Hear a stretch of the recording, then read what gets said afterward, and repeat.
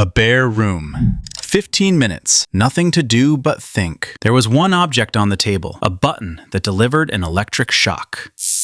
Everyone in that room had already felt it once.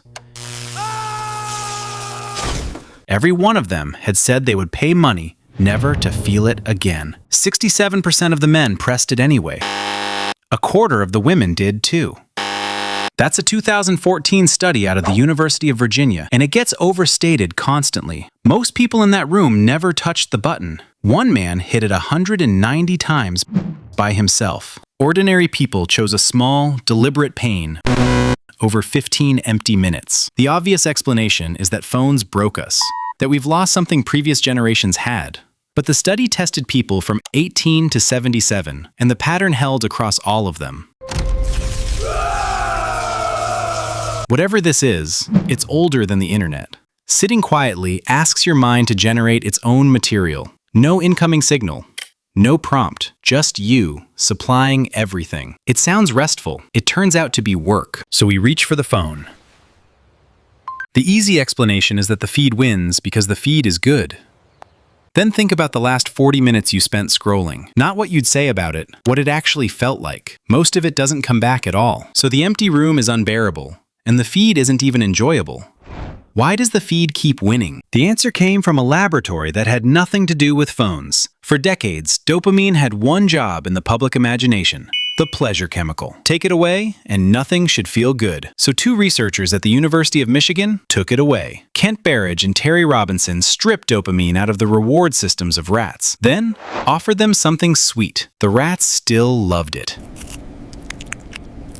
Their faces made the same expressions a human infant makes tasting sugar. The pleasure was completely intact. They just stopped going to get it. They would sit beside food they still enjoyed and not cross the cage for it. That result reshaped what dopamine means. Berridge and Robinson proposed that the brain runs two separate systems. One generates wanting, the pull toward a thing. The other generates liking, the pleasure once you have it. From the inside, the two feel like one thing. We use the same words for both, but they aren't built the same. Wanting runs on wide, durable machinery that fires easily and rarely breaks. Liking runs on something small and delicate, scattered in patches, and it doesn't use dopamine at all. One system is a floodlight. The other is a candle. Nothing guarantees they point at the same thing, which means you can want something intensely and barely enjoy it. This didn't need the internet to prove it. Nicotine is among the most wanted substances on Earth, and most smokers will tell you it delivers almost no pleasure. The wanting outlived the liking and kept running without it. Wanting doesn't need the reward. It needs the cue. A buzz. A red circle. Each one is a signal the system has learned, and it fires before you've decided anything. Reaching without choosing. Continuing without enjoying. Stopping without satisfaction. That isn't a description of pleasure. It's a description of pull, which is the honest limit of what we know. Nobody has taken dopamine out of a person to watch them scroll. This is a mechanism that fits, not one that's been proven on phones. But it explains what nothing else does. The feed doesn't beat the quiet room by being better. It wins by pulling harder. The silence pushes you off. The cue pulls you in. Neither force has any opinion about whether the next 20 minutes are worth having. That still leaves one thing unaccounted for. Those empty moments were so quick to fill. What were they doing before? Not nothing. Stop attending to the outside world, and parts of your brain don't go quiet. They get louder. Researchers call it the default mode network. It's the brain setting when it isn't aimed at a task. It's linked to a particular kind of thought.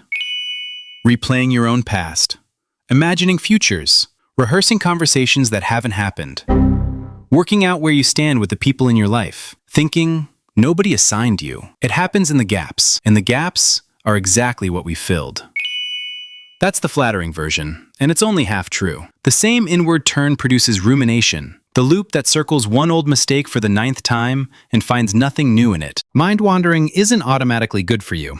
It goes where it goes. Which brings us back to the room with the button. Those participants weren't reaching for pain because their minds were empty. They were reaching because their minds weren't. Something was already in there. It just wasn't pleasant, or finished, or convenient. We describe the phone as something that steals attention. That isn't quite right. It's something we hand our attention to at exactly the moments we'd rather not sit with whatever surfaces on its own. So the next time your hand moves before you decide to move it, nothing is being taken from you. Something is being avoided, and you're the one avoiding it.